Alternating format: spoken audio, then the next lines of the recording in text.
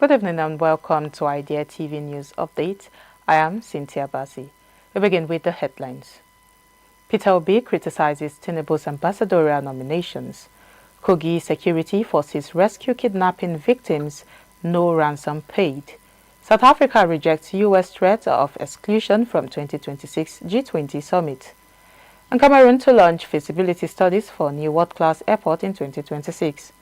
AES bloc to launch regional radio station.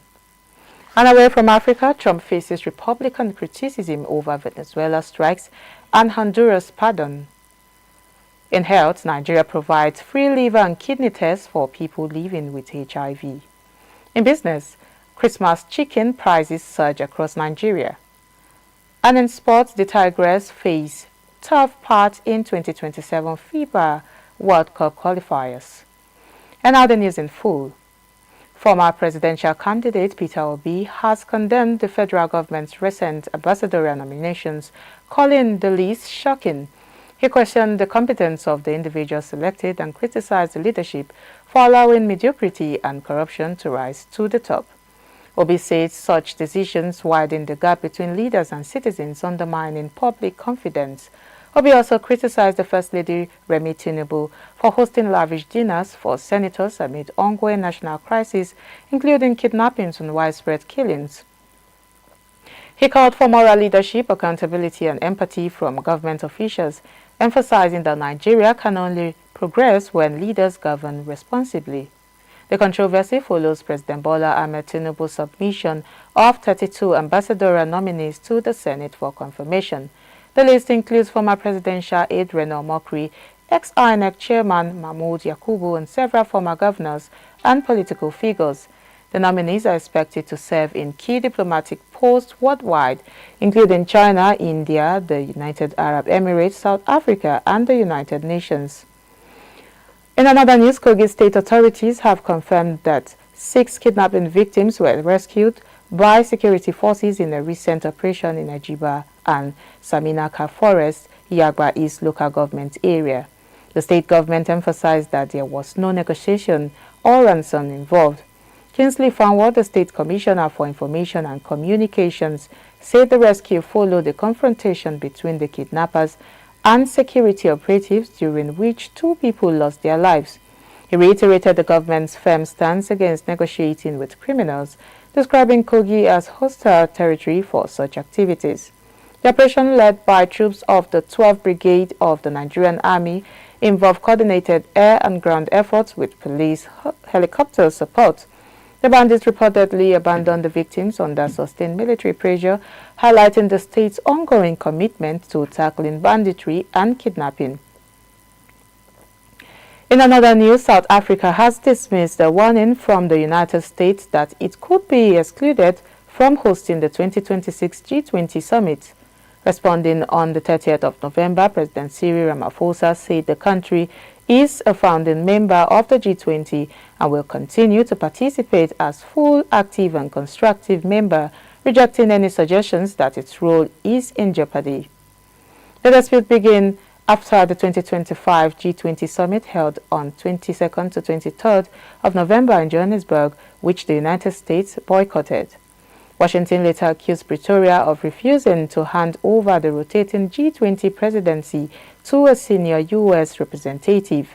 South African officials denied the claim, stating that the ceremonial handover occurred at the Ministry of International Relations and Cooperation and was formally completed with a representative of the U.S. Embassy. The diplomatic tensions add to worsening relations between both countries, already strained by earlier U.S. allegations of persecutions and land seizure involving South Africa's white minority. Despite U.S. objections, Ramaphosa approved a joint summit declaration on global debt reform, climate finance and multilateral cooperation.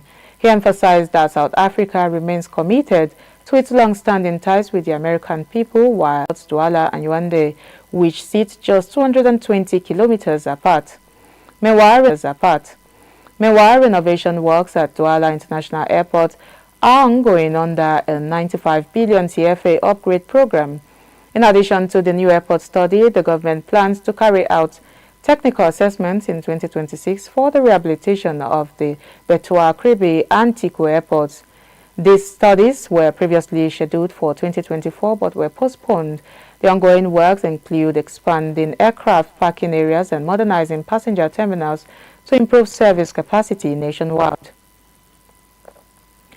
The Economic and Security Sahelian Bloc, or AES, is set to launch a confederation-wide radio station this month.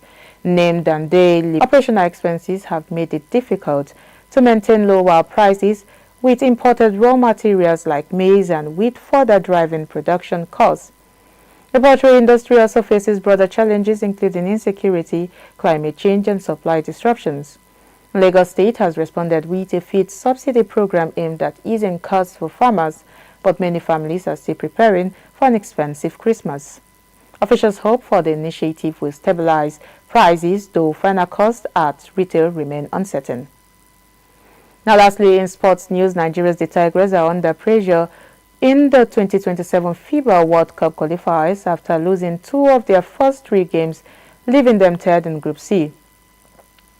The team opened the window with an 88-78 overtime defeat to host Tunisia, followed by a 69-55 loss to Guinea, who recorded their first ever win over Nigeria.